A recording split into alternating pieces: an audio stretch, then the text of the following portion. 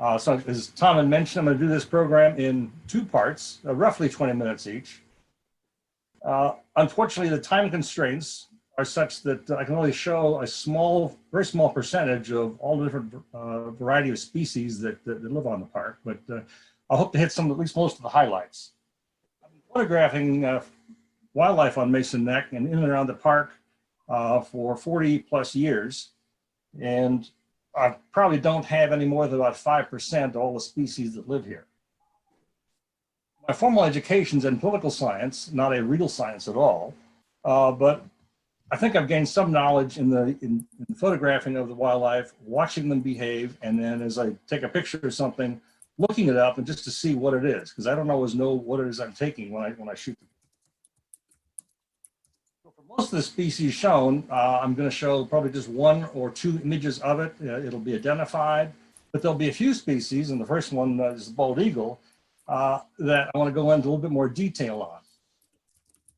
And hopefully give you some insight on their interesting behavior. So again, as Tom mentioned, if you have a question that comes up, use the Zoom chat feature anytime. And at the end of both halves of the sessions, we'll answer questions. I want to start just by pointing out something a lot of people may not recognize. The 50 acres of public lands here on Mason Neck. You can see the statistics there for how much the park has. And what's interesting about that is that if you look at them, if you were able to look at a map of each entity individually, you would see that each one is physically borders at least one other. Now the park borders has borders with Gunston Hall, the Elizabeth Hartwell Mason Neck Wildlife Refuge, and the George Mason Point of View Conference Center. And it's also possible for someone to walk onto one of these parcels of land and be able to walk through all of them without ever stepping on private land, with the possible exception of putting yourself in danger walking over Gunston Road. But other than that, it's a wonderful connection that enables not just us to have all of this this public land available, visitors to Mason Neck, of course, but it's critical for the wildlife that they are able to move relatively freely for this entire area of 6,500 plus square. All right. So since we just celebrated America's birthday last Sunday, I thought it'd be fitting to start off with the bald eagle.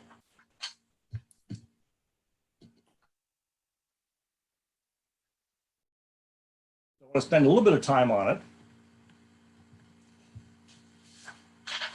There are, excuse me, when I moved here about 40 years ago, there were less than 5 active bald eagle nests on Mason Neck. Today, there are nearly 20. There are 5 active nests in the park and 6 more in the neighboring wildlife refuge. And the rest of them are scattered around the rest of Mason Neck. And I've been lucky enough to have one near our house in Mason Neck that's been active since the early 1980s. So the shot you're seeing is kind of a classic, nice, graceful eagle. But like many creatures, they don't always look their best. So this one, for instance, was taken right after the eagle took a bath, and it flew up to a branch and literally is shaking like a dog. And some of the white specks you see near the eagle are actually water droplets that were flying off. Something else that we are very often see is that beautiful iconic picture of an eagle that's on top of a flagpole, a cast emblem. And that does in fact reflect an actual eagle pose. However, as you see the eagle, the actual picture of the eagle on the right, when they have that pose, that's because they've gotten themselves all wet in the river or bay fishing, and they put their wings out like that simply to dry off. I hope that doesn't take away too much of the majesty of that flagpole top. This time of year,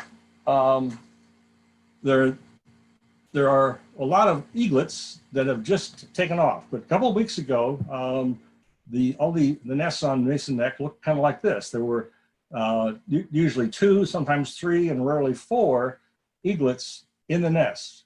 Well, in the last couple of weeks, they have fledged, and they're now flying around the park. And the young ones, the first year eagles, are almost all brown with just little bits of white, and they gradually change the feather colors to the pattern that we see with the adults, and it takes about 5 years to do that. And at this point, as you see, when I see them flying around the park, they have not mastered all of their skills yet. They have to practice catching fish, they have to practice landing, they have to be taught how to defend themselves. So I took these pictures a few years back, and I was interested to take the picture because this is an immature eagle, juvenile eagle, with his talons down. Now, of course, birds don't fly with their talons down because it creates drag. So I surmised that he was heading towards the water, that he was simply practicing what he had to do to swoop down and catch a fish. He'd probably been watching his parents. But he was about to be taught another lesson.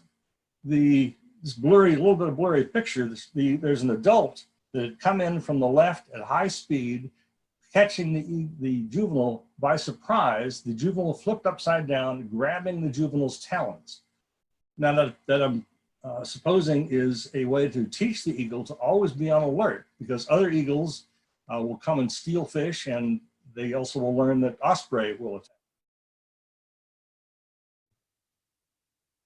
Juvenile eagles, especially siblings, will practice all sorts of things, having fun in the air, attacking one another and defending themselves.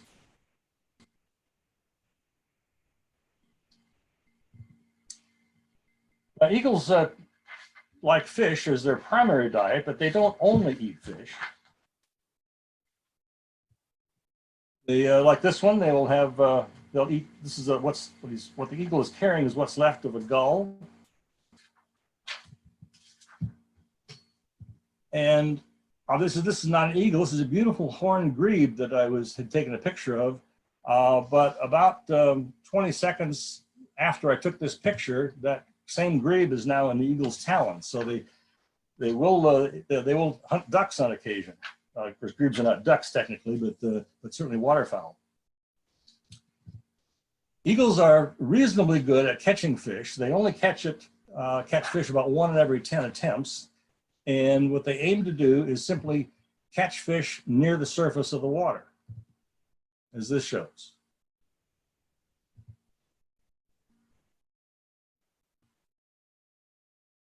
If they happen to catch a fish that's way too big, they misjudge its size, they can't always release it because those talons are hooked. And when they grab the fish, they usually grab it with such strength that it pierces the fish and they can't take it off themselves. If the fish is too big, the eagle will end up swimming with it to shore. And if they're too far from shore, they can actually drown if they've misjudged the size of that fish.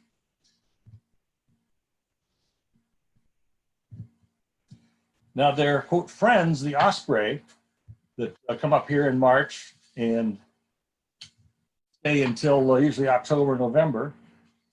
Osprey are about 2/3 the size of an eagle, and they like fish as their primary food as well. And they're hard to miss on Mason Neck because they're very vocal as they're flying around, sort of declaring themselves in their territory. But again, they are primarily fish eaters. But the advantage that the osprey have is that they can dive under the water to catch fish, which makes the eagles very tempted as the osprey come out with their fish to go after the osprey and steal the fish from them, which they do quite often. I'll show that next slide. This one is just simply shows what the osprey do that most of us don't recognize. This one is flying, as you can see, just a few inches above the surface of the water, dropped its talons in there, and he did this right after eating. So I suspect what he's doing is actually just cleaning his talons off from the fish residue. This is a shot that's showing what osprey and eagles do, and there are many other hawks. When they've done making their nest out of branches and twigs and such, they bring in grass as a soft bottom for the eggs and the young. And after the chicks are a certain age and start defecating in the nest, the parents have to do what all parents have to do. They have to, in this case, quote, change the sheets. They literally take out the old grass, soiled grass, and bring in new. That's a picture of a juvenile osprey within about a week or so of fledging. And when I say fledging, I mean leaving the nest for the first time. That doesn't mean they still depend on their parents, but it's that first flight, and they're able to get around and start learning to catch fish and defend themselves. This happened to be taken shortly after the juvenile fledged, and I was just guessing that perhaps the parents were celebrating that they're nearing the end of their having to take care of this youngster. Here's a shot of it's hard to see. The osprey does have a fish, and the eagle is going after it. Obviously, the eagles don't mind having someone do their fishing for them, but the osprey are not real happy about it. So when eagles are perched, they're sometimes attacked by osprey. And of course, the eagles can defend themselves a little bit with their beak, and they put their wings up to deflect any attack by the osprey. And in this case, the osprey didn't come very close and is flying off. The eagle also screams at them, as you can see with the open beak. This shot was the osprey got much, much closer and took a chance of being injured by the eagle, but of course the osprey is interested in driving the eagle away. In this shot, right before, the eagle had been flying and the osprey came in from above it and behind it and was going to attempt a sneak attack, but the eagle had learned its lesson to always be on the lookout and was able to turn itself upside down and meet the osprey with its own much bigger, more powerful talons. Different day and same result. All right, switching over to something a little less flighty. As you may know, there are several species of bats that live here on Mason Neck. The one you see there is the eastern red bat. And that's one of the more common ones in Virginia. There are, I believe it's 17 species of bat in Virginia, and 8 of them can be found in the park, although of course most of them are seen. Bats are wonderful to have around because in a single night, a single bat can eat up to 3,000 mosquitoes.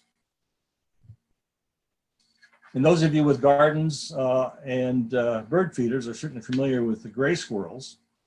And the flying squirrel you may not recognize is also pretty common here, at least if you're near the woods. But since they only come out at night, they're rarely seen. Beaver, of course, are very popular attractions at the park along Bayview Trail. They've got that big home that they constructed. And you can see this one here is munching on a branch, taking the bark off. Groundhogs, also very common. A couple of them make their home under the pavilion near the visitor center. And then muskrat also are very, very common, and you'll find those along especially in the marsh area along Bayview Trail. Occasionally you might see river otter. I've seen them in the neighboring wildlife refuge. I've actually seen them in the park, but there's no reason to think that they're not there because I know that they've been spotted elsewhere on Mason Neck. And of course, the ever popular raccoons. What some of you may not know is that when raccoons have not fully matured, all the youngsters stick together. So the 3 of them that you see there are all siblings. The one below is also a juvenile that found itself up on my deck one evening. And then the one up on the tree, the single one, is an adult. Red fox are pretty common. I thought originally that they had been introduced by Europeans, but I read later that actually they had come over when the North American and Eurasian continents were connected at some point back in the Ice Age.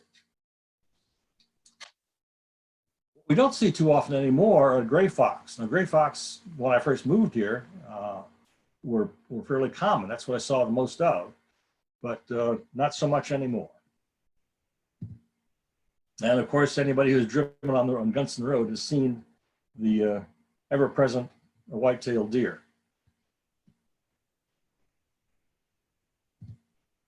Now these guys, of course, you all know or recognize are mice, are very popular with snakes and foxes, owls, and small hawks as the main food source.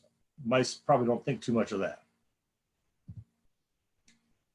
The eastern cottontail is also, I've seen them go, the populations go up and down here. Some years we've seen many and some years very few, which I guess is not unusual for rabbits in different environments.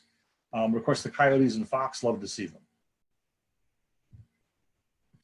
And our native marsupial, the Virginia possum, if you recall from perhaps one of our newsletters, it was noted that the possums are really wonderful for dealing with ticks, because a single possum over the course of a season, meaning spring, summer, and before it gets too cold, can eat up to 5,000 ticks,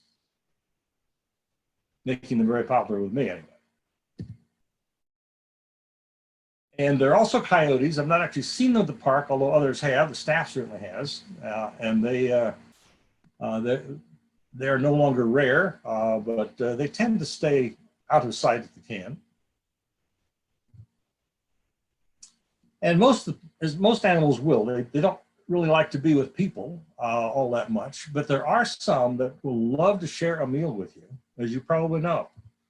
Like ticks and the mites. Now the mite, not so much, but actually its babies, which are just a fraction of the size of this mite, are what we would call known as chiggers. And anybody's had them remembers that quite well.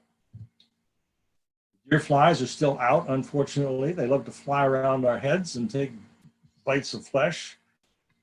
And there are 6 native species of mosquito that we have, not including the tiger mosquito, which is an invasive from Asia.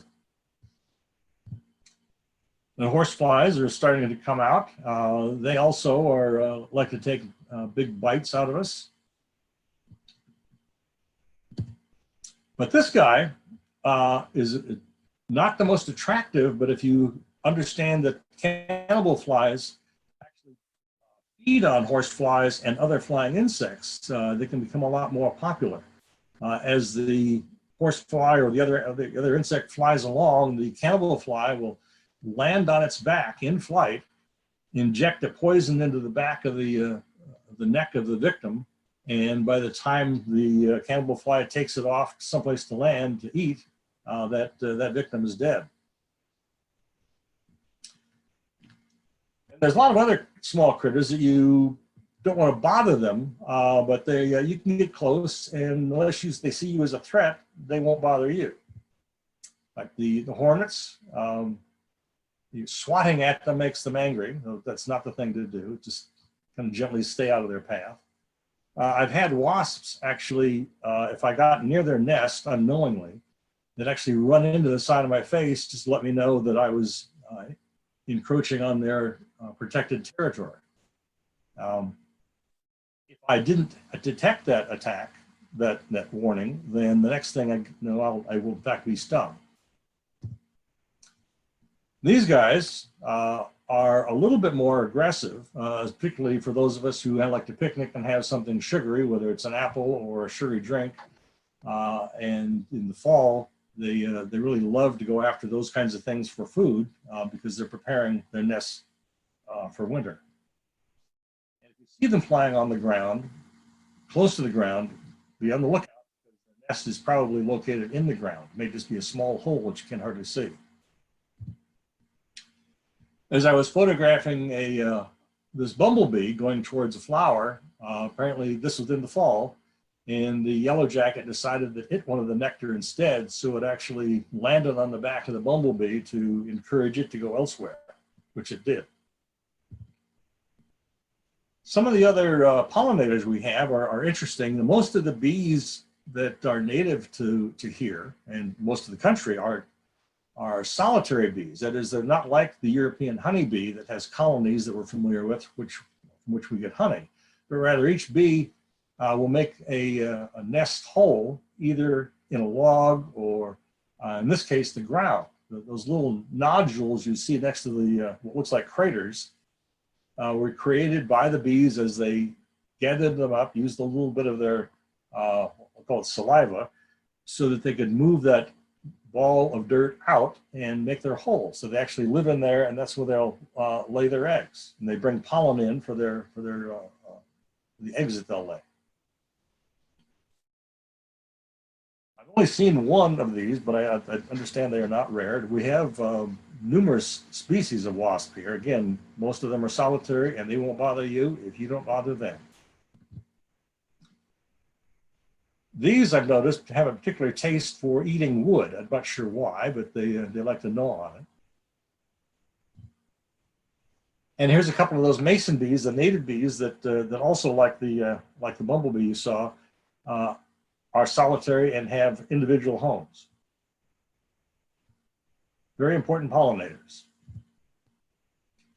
And the standard bumblebee, as the picture on the right, makes them look pretty nasty and ferocious, but they're pretty tolerant of behavior. I was able to get very close to them taking pictures. I'm talking about just a couple of inches, moving around, and they don't bother me at all because they're interested primarily in getting pollen. Virginia flower fly, there's a lot of flies that are called flower flies or hover flies, and they're all beneficial because nearly all of them, even the house fly, are pollinators, and they benefit us. Here's an example of some of the more colorful flies. There's called a sweat fly, the green one, and then as far as I know, it's just called a blue fly. They're on the right. And this one became a new favorite of mine because it has Halloween colors, and farmers like it because they lay their eggs on the leaves of plants that destructive caterpillars like to eat. So when the caterpillars eat the leaves, they're taking in the eggs of this fly, and then as the eggs actually hatch inside the caterpillars, they eating the caterpillar from inside out. So again, farmers are very happy to see them. They're much better and more effective than having to use pesticides. So if anybody doesn't like spiders, I've got 2 slides. I'm going to show some spiders just to represent that species.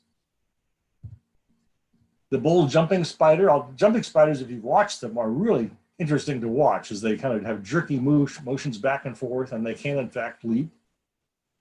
And the brown daddy legs there on the right, understand that their venom is more poisonous than almost any other spider. However, their mouth is so small they cannot bite a human, even a little finger. The other spiders, there's a whole quite a few different kinds of orb weeder spider. And then of course the black widow that most of us don't want to see, and it doesn't want to be seen either. They typically will be found under like logs, brush piles, that sort of thing. All right, for those of you who didn't want to watch spiders, they're done. There are probably more kinds of beetles than any other type of insect. This is just one on the left, the click beetle. And then lacewing larva on the side. There's a lacewing insect that gets much bigger, but in the larval stage, they actually put algae on them and lichen on themselves, so it has algae in it to disguise and hide themselves. And say this one is only an 1/8 of an inch long. Assassin bugs, another favorite color combination of mine, orange and black.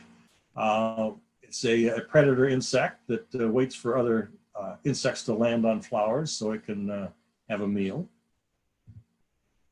And I never knew much about these guys until I was photographing a bee, and when I looked at the picture, I saw this really weird looking face in the background. So I tried to find out what it was, and this is called an ambush bug. And like the assassin bug, it lays in wait. In this case, they prefer to wait on goldenrod flowers. And as you may know, a goldenrod flower, an individual flower, is not very big. They're about either a quarter to 3/8 of an inch long. They're not very big at all, but you might be able to see those front claws are much larger, kind of like Popeye's biceps, and they're very powerful. They can grab hold of an insect that lands. They'll go after bees or butterflies or anything else, and they also have the ability to inject their victim with a poison to disable them. And when I was taking a picture of these two ambush bugs that were mating, when I looked at the picture up close, I saw that even they can be attacked. That little squirrely thing around its leg is a nematode, or otherwise known as just kind of a small worm, like worm-like animal that is feeding on the ambush bug. Nobody's safe anywhere.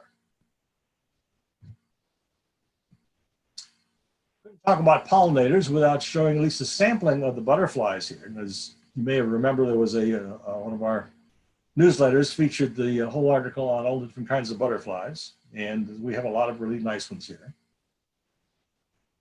But there's some others that other relatives that don't get nearly the attention or credit. As this shows, this is not a spider, but rather a regal moth. And some of the moths here are certainly as attractive as the butterflies. It's the regal moth's cousin, the imperial moth, is about the same size. And when I say the same size, I'm talking 5.25 inches, which makes the two of those bigger than our native hummingbirds, which only have a 4.75 inch wingspan.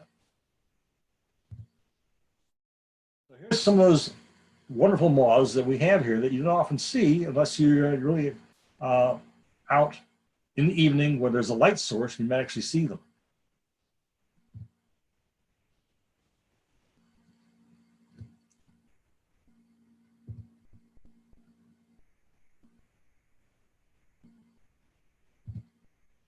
Now, before I talk about the crown slug caterpillar, the reason that moths are so interesting is that there's such a wide variety of them. There's about 760 some species of butterfly in North America, over 11,000 species of moths. Now this guy, you'll be very lucky to see one of these. He's only about a ½ inch long, and it only exists in this state for less than a week before it transitions into a moth. But certainly looks like something that you might see you might expect to see on an alien planet. And one of our more attractive, interesting looking caterpillars. So even they can be interesting with the various tufts and colors. Now, some of the other insects we have, I'm sure you're familiar with the praying mantis. We have a couple different species here. There's the Carolina mantid, which is only a couple inches long, and then the big praying mantis at over 7 inches. And they love to prey on insects. Anything, they don't care what it is. So, a little back to something that most of you might find a little bit more attractive than bugs. Prothonotary warblers are one of those warblers that actually not just migrate up here in the spring, but they stay all summer long and don't go back further south until the fall, beginning of the fall. Both of these shots are of the male, and they have a nice little song. I don't have audio here, but when they're out looking for food, insects, they're typically shouting out that song, which is several quick little notes that kind of let others know where they are, like their mate. There's the female, not quite as attractive, but they're both interesting. Now, I want to talk a little bit about how fast the songbirds develop. And I took these series of shots of a Prothonotary warbler's nest over the course of a number of days, and you'll see how many. And so here's just a shot of the eggs. There's 3 eggs in there. And so we're going to call this day 0. I'm going to go through the rest of these fairly quickly, showing you the sequence from eggs to fledging. Day 1.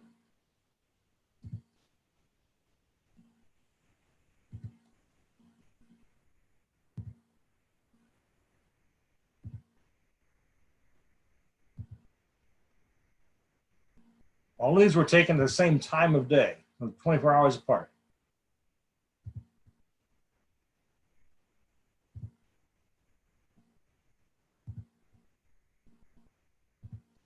Fledged, that is, I could fly after just 12 days from the date of hatching. That's not unusual for bluebirds, chickadees, and songbirds. They have a very high rate of metabolism. The prothonotary parents, both of them participate fully in the raising of the chicks, bringing in food. In this case, the male is bringing in a type of cricket. I say bringing to the nest box. The prothonotary warblers do build their nests in either hollowed out trees like bluebirds do, or in this case, it was going to a nest box. And for all the dads out there, this is showing that even the male can participate in taking care of the diapers. In this case, it's actually a fecal sac that he's removed from the nest. The mother here, the female, is bringing in this case, at least 2 kinds of beetles plus an earwig. And there's a shot of her bringing other insects in, other arthropods. And close up, you can see there's at least 3, if not 4 different kinds that she's bringing in, all to feed. I think it's 5 chicks that were in the nest. Here's an unusual shot, only because the ability to take it only lasts about a second. When the youngsters come out of their nest, fly for the first time, they can sit at the hole of their nest for 10, 20, 30 minutes, sometimes an hour or 2 before deciding to fly off, or they can get to that hole in the box and leap out quickly. So if I was off by more than 1/10 of a second in getting this picture, I would have missed it altogether. Okay, now at this point, this is the end of part 1. So I'll turn this over to Tom so he can direct me to any questions that may have come up. And after we do any questions that you've all submitted, we're going to have some videos that he'll tell you about. Okay, thank you, Randy. If you could, we have several comments on how astonishing your pictures are. And one question, how do you go about identifying something that you see and you don't know what it is? Well, you can't quite see it behind me, but I have a library of 40 or 50 field guides of birds and fish and insects. There's a big book just on beetles. I've got another one just on hoverflies. So, and the ones on moths are really challenging to identify because most of the pictures of the moths were taken in days of black and white photography. So it's a kind of a guess to see what the species actually is. But sometimes it takes quite a bit of research on my part just to identify what the species is that I'm looking at. No matter, even some birds can be a challenge. Butterflies, for instance, like other species, they aren't the same looking as juveniles as they are as adults. So, and they also differ by gender. It can be a challenge. Okay, thank you very much. We're going to turn now to a brief video that the park staff has put together on the well water system, which will give you a bit of an idea of how burdensome it is to deal with it. And remember also that if the well system goes out, not just the electricity like Hillary mentioned, if the well system goes out, then there's no water for anybody in the park, including the people who live on the park residences.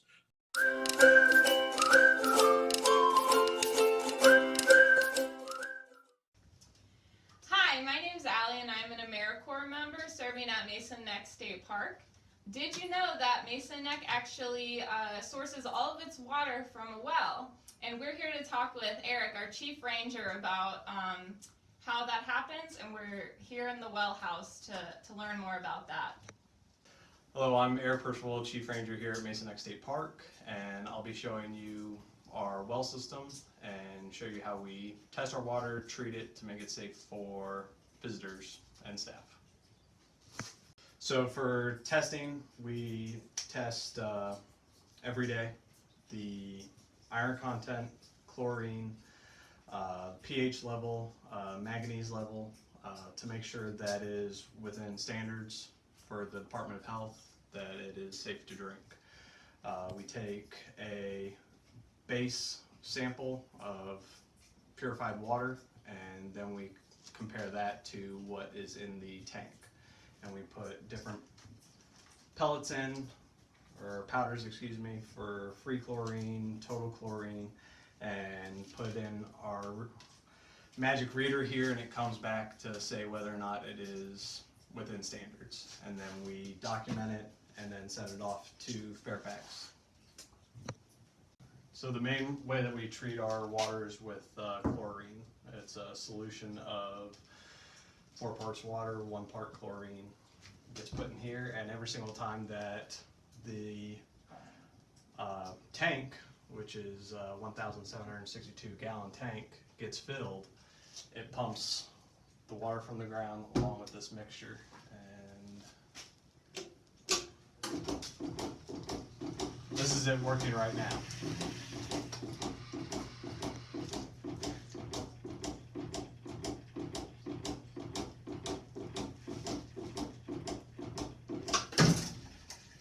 That's it off, and now it's set to auto. So whenever the tank goes low, it automatically kicks in, pump gets started, and then the pump here and the chlorine vat starts to work. So then back here, this is the other way that we clean the water here. Every Tuesday morning, Thursday morning, the whole system backwashes. And what that means is all the water in the tank and all the water in these filters goes, and it goes down into the drain, resets the system, and it cleans the filters and makes sure that we have fresh drinking water. Here at Mason Neck State Park, we use our well water for a lot of different purposes. We drink with this water, we wash our hands, we fill our animal tanks with this water, we clean our boats, and it is also the same water that's used at our on-site housing for the Chief Ranger and for the Assistant Park Manager. It is very important to our park operations, and we're so glad that you're able to learn more about it through this video. We'll see you next time.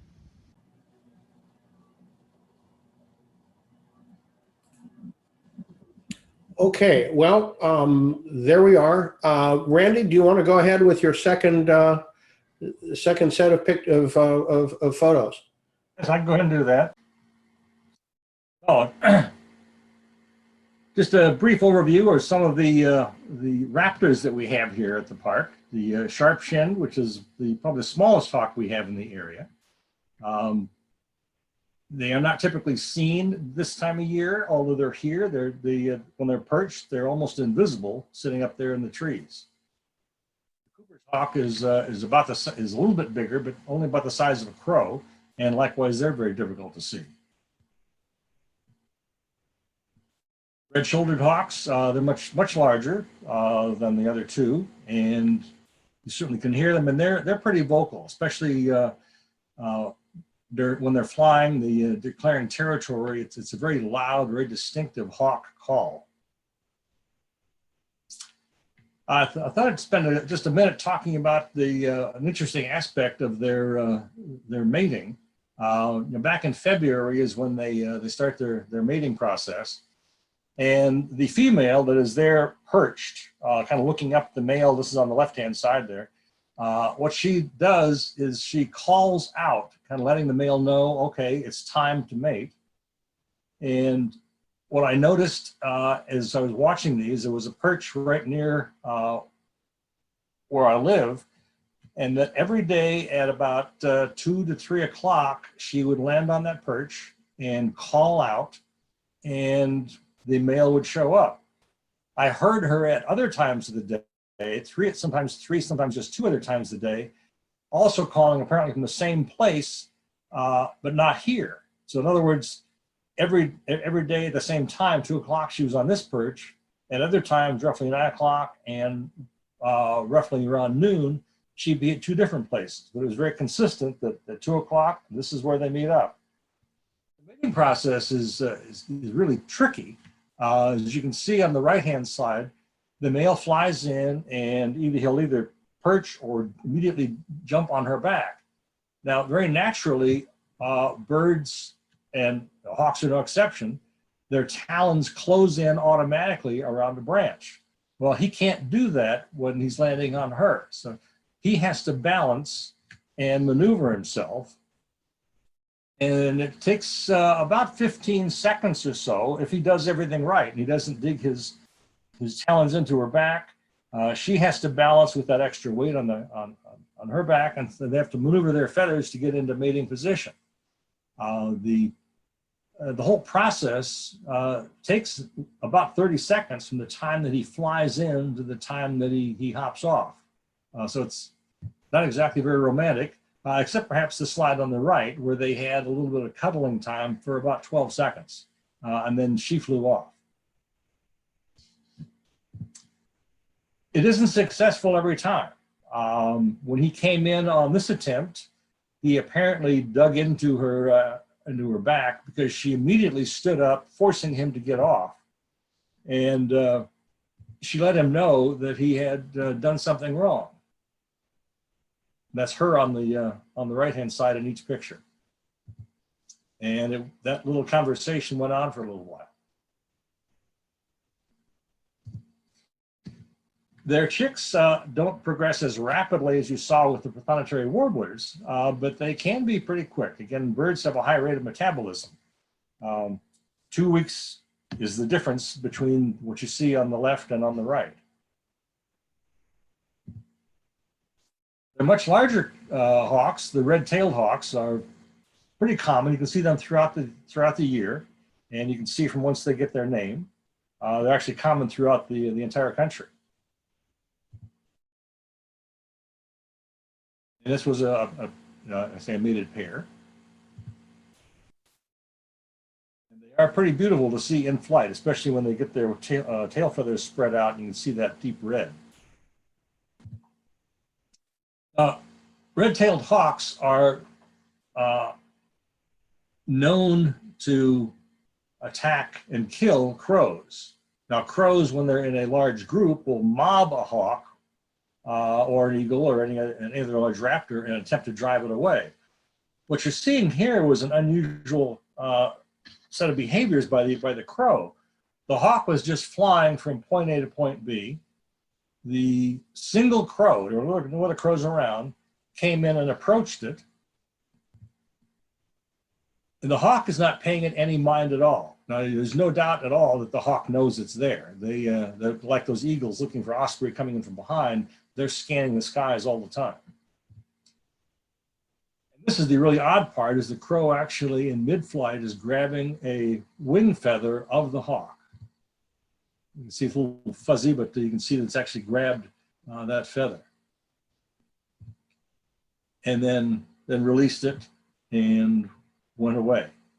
Now that all took place in the course of about a second and a half. The hawk never responded at all.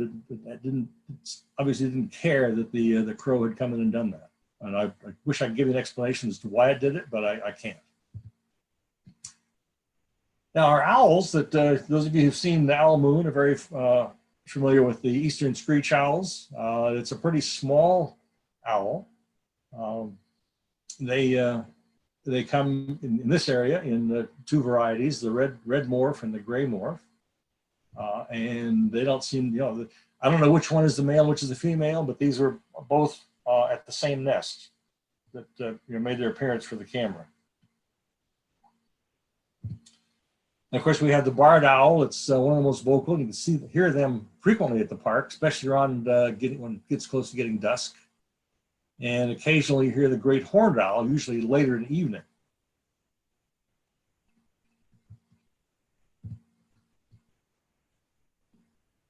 Now these vultures are very unappreciated.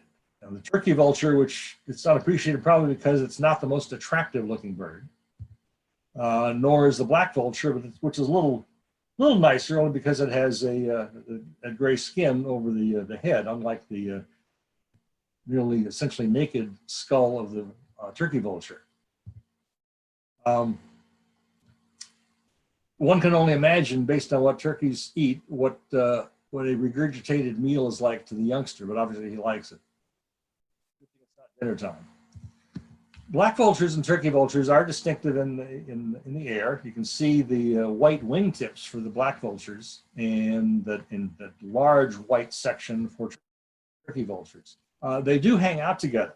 The turkey vultures have an incredible ability to sense rotting meat, something dead, from a long distance. Black vultures do not have that same ability, so they hang around with the turkey vultures and take advantage of what the turkey vultures will find.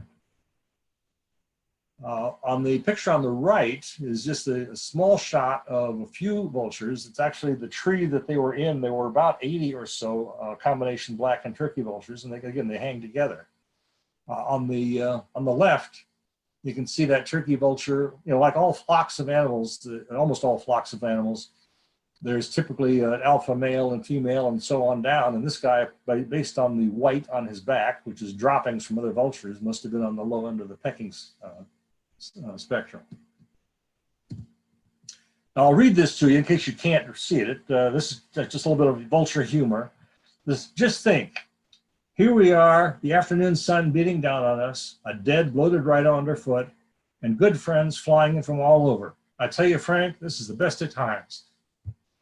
So before leaving the vultures, they're underappreciated because, as you probably know, they feed on things that are dead. Well, when they do that, the longer something is dead is out there, as we know from roadkill, the more it smells, the more it attracts flies, and the more disease can be spread.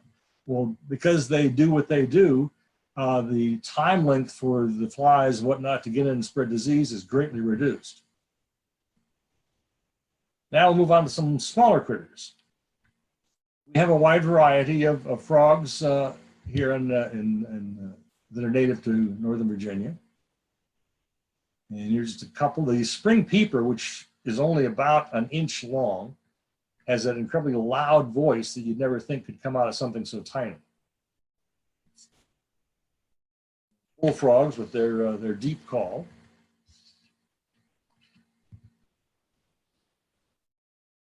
Pickerel frogs, and the northern cricket frog is also pretty small.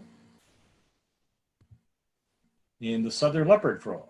And all of them have distinctive sounds, so that when you're out there on the marsh towards the evening on the Bayview Trail, you're going to hear probably numerous different frogs calling out. That's kind of a nice sound to it. And the green frog, one of the most common. My favorite picture. This green frog had leapt into the pond to its pond, and was going after an insect, missed, and ended up with this beech tree seed pod in its mouth and kept it there. It looked like almost as though he was saying, "I meant to get this." Also, to me, looking like those pictures of General MacArthur with that corncob. Tree frogs we have here, there's only two, and they're pretty easy to distinguish, green and gray. Now, we have two gray tree frogs here. Is the gray tree frog and Cope's gray tree frog, and the only way to tell them apart is either by their call or by a dissection and testing the DNA, but I don't want to do that. I can tell that the ones that we have that I was recording are the Cope's gray tree frog variety. So there's the green, a little up close. And they can be hard to see, but you'll see them along the Bayview Trail, and especially along in the marsh grasses. And these guys, literally as the name would imply, stick to the trees. They do come down when it's time to mate. The males, like most of the frogs, these guys are only about the size of your thumb, but their call, like the spring peepers, is very, very loud. And the males get into a competition. The females are likely attracted to those males that have the deepest and longest calls. So the males are constantly competing with one another. What's interesting is that, according to somebody who studied them, is that the males get into such a competition with each other, even when a female comes up to say, "Yes, I'm your girl," she has to literally bump him to get his attention because he's into that competition. Okay, we have some toads here, they will lay their eggs in the water, but otherwise spend their life on land. And you've probably seen what looks like lizards, or they're skinks. It's a type of lizard.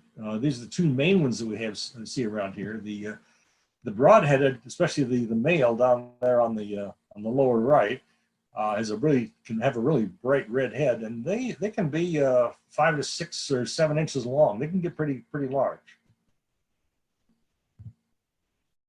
Our woodland box turtles, unfortunately, we see them too often crushed on the road. This is the time of year when they're laying their eggs. They start sometimes in late June, but certainly in July. And turtles have a fixed expression, although it's pretty clear to me, at least from this picture, the one on the right, that male turtle is frustrated. The female, this was August, had already had her mating and maybe laid her eggs for the season, and she wasn't going to have any more. So when the female says no, there's nothing he can do about it. On the left, he's actually trying to bite the top of the shell just to get her attention, but she didn't open up. Again, they have a fixed expression, but I can't help but see that there's joy in the expression of that turtle as he's having a tomato. Maybe you've seen them in your gardens as well.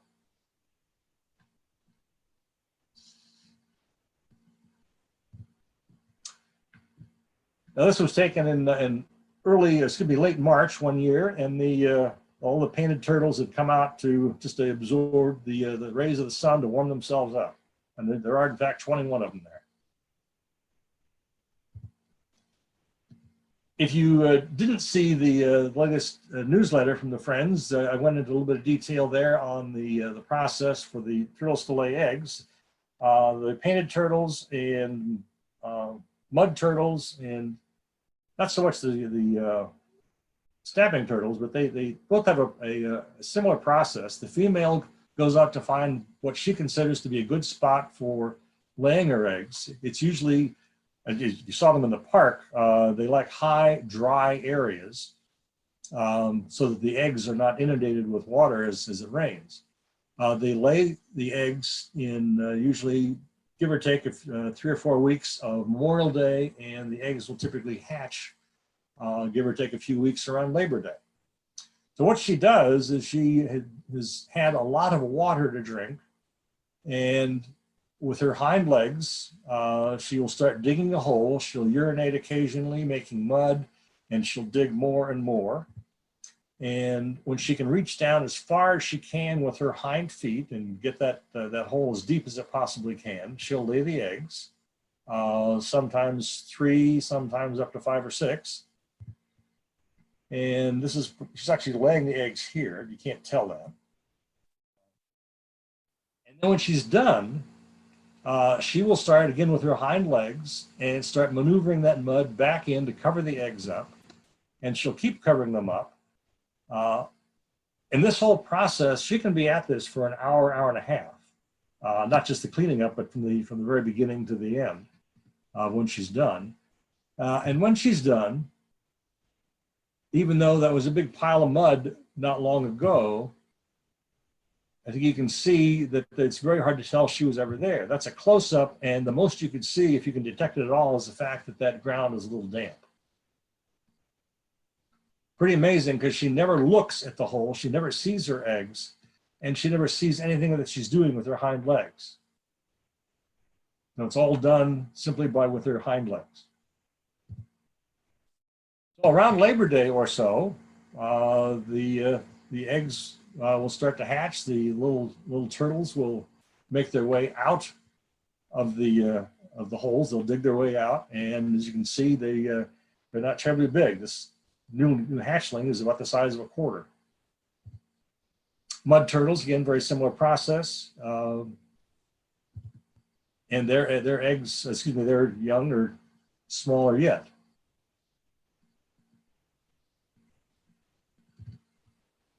Snapping turtles, what I've discovered about snapping turtles is that they seem to have a bad attitude, and they're born that way. even the little ones will snap at things just because they can. So there's one that just hatched, and he's on his way back to the water. Again, the turtles, they come up on dry land so that the eggs have a chance to fully develop using the warmth of the sun that reaches the eggs through the ground. But once they're ready to hatch, they need to go back into the water where they live. Now, something a little bit more attractive. Here's another warbler that calls the park home in the summertime. It comes up here and builds its nest. Again, most warblers go on further north, but we're lucky to have the prothonotary and the yellow-throated that stick around here all summer long. And just some of the other ones that are native here.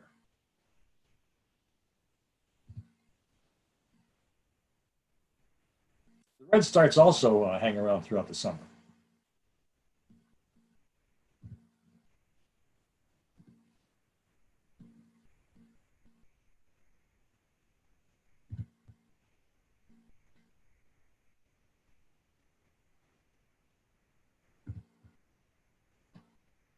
The Baltimore Orioles are one interesting fact about them is the type of nest they build, which they use reeds, and if they find string, they use that to weave their nest, usually way up on the top of the trees, 40, 50 feet up. And they build essentially like a sack that hangs from the nest.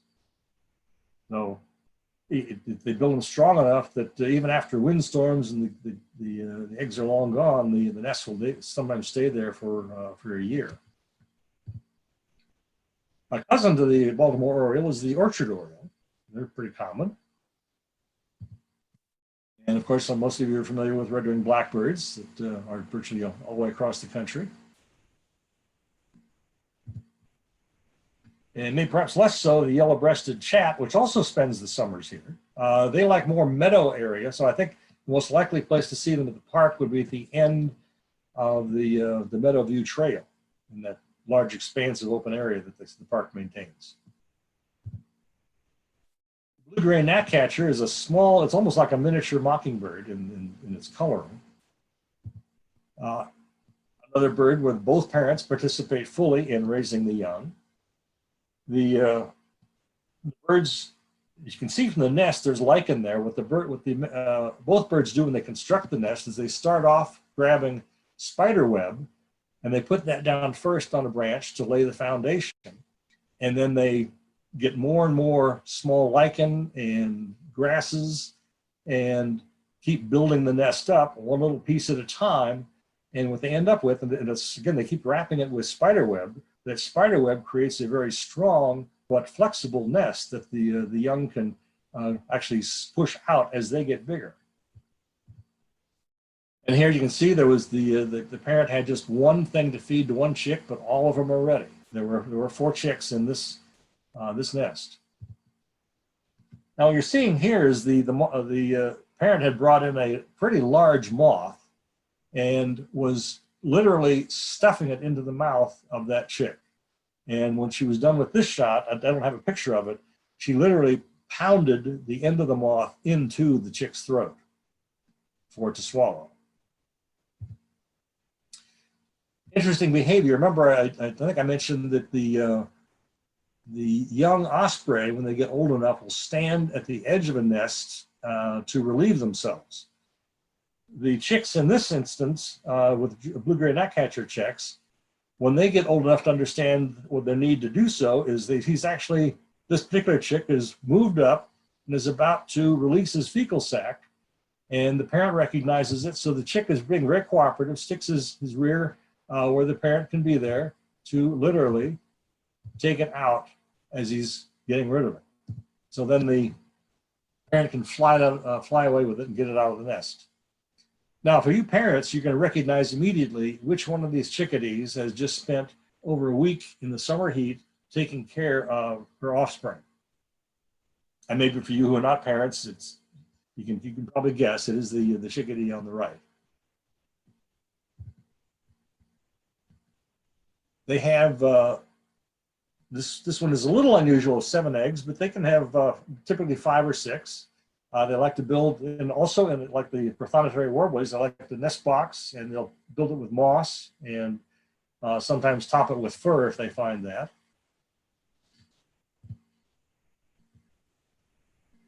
And they will make about 70 trips a day, bringing food into the chicks, taking fecal sacs out, and that's why that exhausted look on that parent is what it was. They spent an awful lot of time raising that brood of chicks. This one is just about getting ready to fledge, not this minute, but within a day. And you can see the parent here is flying in to greet him.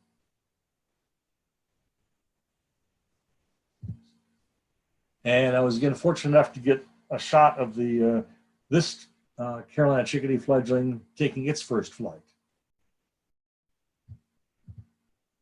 Now we have, I think it's 6 woodpeckers that are native here that you can see almost all of them any time of the year. Downy and the hairy are the yellow-bellied sapsucker and the flicker. The red-headed, which is we had at the park, but it's not there all the time, and the red-bellied woodpecker. And of course, you notice the red-bellied woodpecker has red on its head, but the red-headed is clearly a deeper red, and the head is all red. And the pileated woodpecker.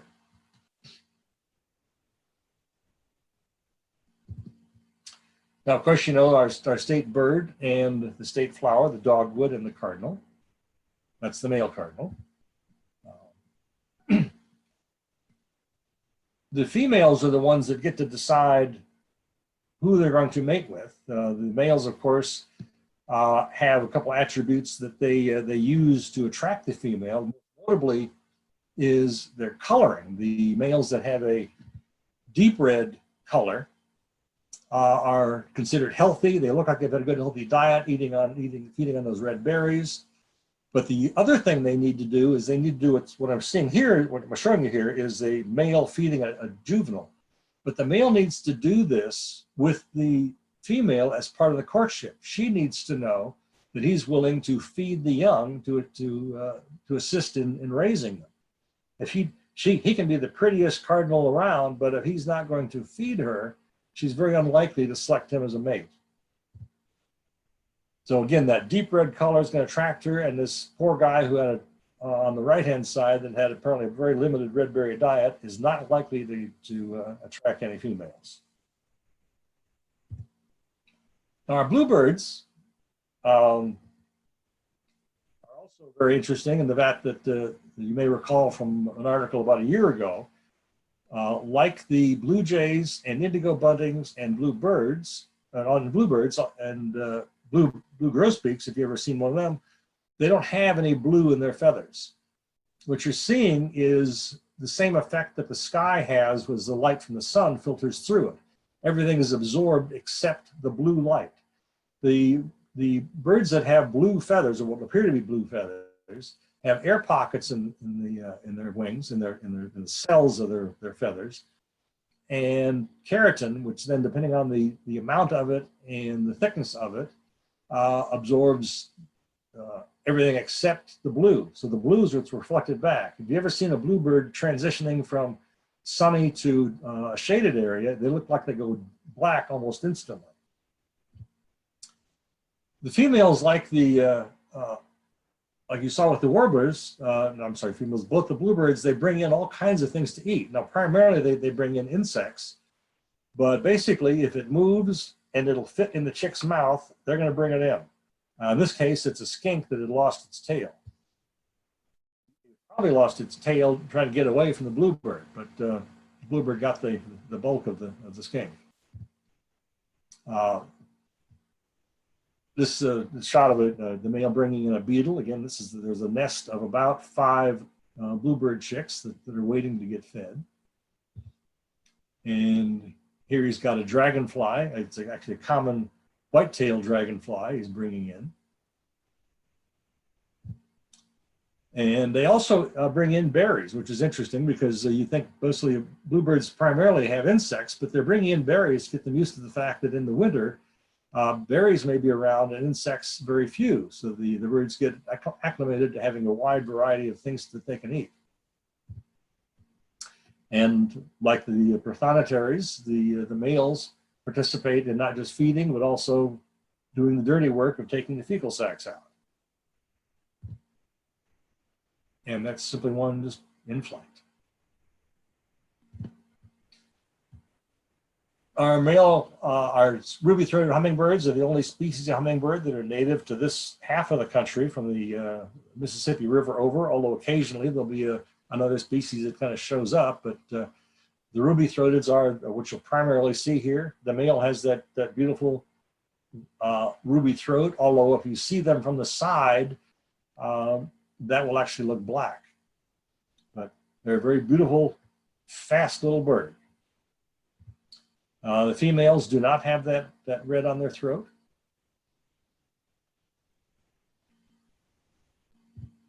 And the juvenile here that's starting to develop a little bit of the coloring, feeding on a jewelweed flower. Again, that's a little bit later in the year.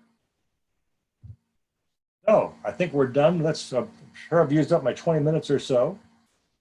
The end, and we can address any questions. So let me see if I can stop the sharing so Tom can get on here and let me know if there's been any questions that came in. Thank you, Randy. That was great. There are two questions here. One is, how are you able to tell an eagle from a hawk in flight? And you might want to also expand on that to talk about eagles versus osprey, which are often confused. Gee, I thought the simple question would be how to tell them apart from vultures, because that's simpler. The vulture, I think about the answer to the actual question. Vultures, when you see them flying, typically their wings are in a V shape and they wobble a bit. Eagles, the large birds at a distance, can be a little difficult to detect.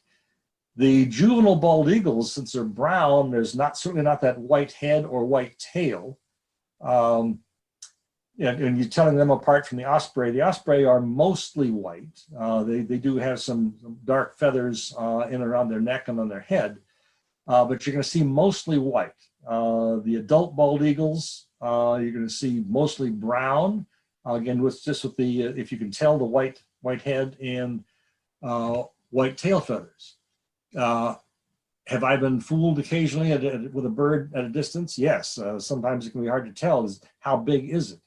It can get closer and I go, oh no, that's not an eagle, that's an osprey, or it's just a large hawk can appear to be like a juvenile bald eagle that's brown. But if you're close enough really to see much detail at all, you can tell after you get used to seeing these things, the size difference.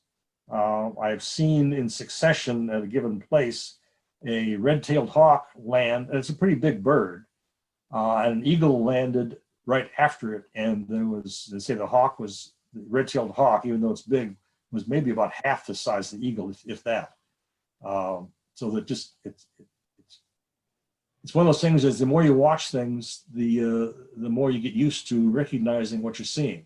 As I mentioned at the very start, I don't have a degree in the sciences, but in reading about Thomas Jefferson, he was a 18th century naturalist. He learned about the creatures by observing, and that's kind of what I do. So it's hard to translate some of that knowledge that if you haven't experienced it. But it's just a matter of like going to the park and just watching. Binoculars, of course, help. And as birders like the Tom can tell you the value of looking at a bird up close. You might think it's one thing, it turns out to be something else. Okay, the other question is, how much time do you spend to get such great photos? You can't tell about all of them, but for instance, to get the picture of those newly fledged birds, first flight, how long did you wait to get those pictures? It could have been anywhere between 4 hours or 5 minutes. It depends on my timing. The one of the warbler, I only had to wait about 10 minutes for that. He was fairly cooperative, or she. came up to the hole, just the hole in the nest box, and hesitated just a couple of times and then took off. But I think, as I mentioned, if I had been off in my timing by more than 1/10 of a second, I'd have missed it altogether. The number one requirement for photography of nature, aside from having a camera, is patience. I've spent 8 or 9 hours watching something, waiting for something to happen and not getting anything, or I can spend 5 minutes and all of a sudden I get some wonderful pictures. So it varies from day to day. Okay, I have a recollection, Randy, of your explaining that a picture of a great blue heron. It said something like, this great blue heron waited for 1.5 hours in the cold and snow before catching this fish. Well, it was obvious to me that the photographer had to wait at least that long to get the picture of the heron taking the picture. So, Yes, the photographer was on blind in the cold for about 3 hours waiting for something to happen. okay. All right, well, thank you. These are, oh wait, another question. Robins seem quite vulnerable after fledging. How independent are chickadees and warblers you see fledge? The parents, even though the birds fledge, that is, they fly out of the nest, the parents have to take care of them for about 10 days to 2 weeks, getting food for them, bringing them in. And as hectic as it was for the parents when the chicks were in the nest, that is, coming and going, and you've seen some of the newsletter articles, the songbirds have to collect between 5,000 and 7,000 arthropods for a brood of chicks. And again, that's that 2-week period when they're in the nest, another 2 weeks afterwards. The chicks have to continue to be taken care of and basically taught some things about where to go. I know in watching the bluebird chicks, they will hang around the parents and watch for insects, so that they literally learn by watching. It's not all necessarily instinctual. And the birds that learn the quickest become independent the quickest. But as they fledge out of that nest, what looked really harrowing is that if there's a brood of 5 or 6 fledglings, they don't all go to the same place. They fly off in different directions. So the parents have to literally go kind of gather them up and find them as they keep flying out. So it's a challenge for them. Okay, thank you. I'm going to attempt to play the other video that this park staff has put together for us.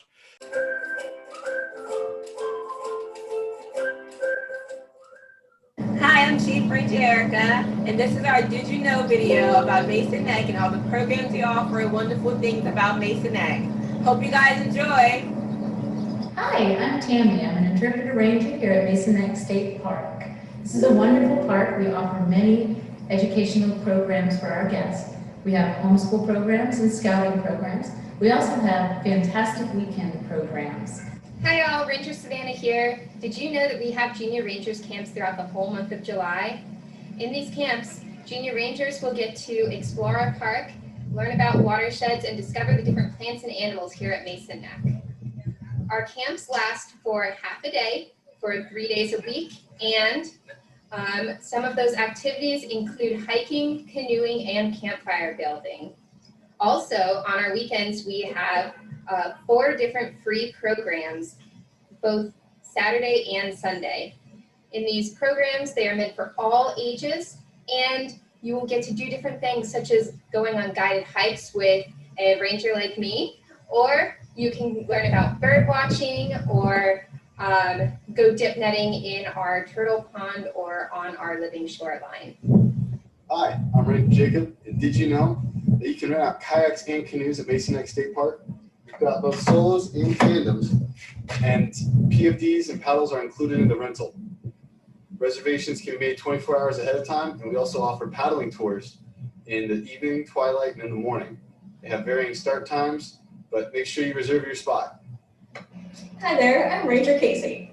Did you know that here at Mason Neck we have all kinds of exhibits with live animals? Just like Myrtle the turtle here. Myrtle is a red-eared slider, and they are actually the most commonly traded reptile on the planet. They're often sold in pet stores when they're super tiny and they're adorable, but obviously they can get up to the size of a dinner plate and they can live for up to 20 years.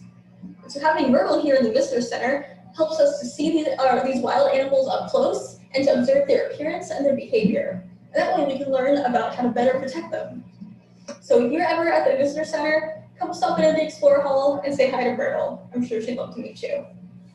Hi, my name is Sierra, and I'm an interpreter here at Mason Neck State Park. And right now, I'm in our great gift shop. So in our gift shop, we have a variety of items as far as merchandise. So we have different types of T-shirts, stuffed animals, and even concessions. One of the most interesting things about our gift shop is our T-shirts. And showing my T-shirt right here, our T-shirts each are made out of plastic bottles. And here at Mason Neck, we try to make sure our merchandise is sustainable and able to be recycled. We have many different furs and schools in our park that help add to our programming experience. We like to use these and show off our different furs during weekend programs and during our Junior Rangers programs so we can better help teach people how animals adapt to the different environments they live in. We have a whole range of the pelts of our forest friends right here to take a closer look at. These are all animals that live right here in Mason Neck State Park. We have several of our carnivores and omnivores, such as the coyote, the skunk, the opossum, the red fox, and the raccoon. We also have one of our important herbivores, the beaver. These animals are a keystone species, meaning that they affect the whole entire ecosystem around them. So these guys are incredibly important to one of our most popular trails. If you go on the Bayview Trail on Boardwalk, you've probably seen the giant marsh out there. That entire marsh was created by the beavers, and in doing so, it created a habitat for all of the other plant and animal species that are living out there. You can see their big giant rodent teeth here, which are hugely characteristic of these skulls. This is what our beaver is using to be chopping down trees. And right on the top, we have something that is kind of unusual to see on an herbivore. We notice this little ridge of bone right here. This is called the sagittal crest. That connects the animal's jaw muscles and it gives the animal a really strong bite. So we can see that sort of thing on our opossum and on our coyote. These are animals that, of course, are going to be, like the skunk, maybe biting down hard around their prey. They really need a lot of their jaw muscle to be acquiring their food. So like I said, it's unusual to see on an herbivore, but obviously the beavers have a special job they need to be doing that requires a lot of jaw muscle, which is, of course, chewing down trees. Next time you come visit Mason Neck, make sure that you stop by our visitor center or attend one of our weekend programs because there is so much that you can explore here.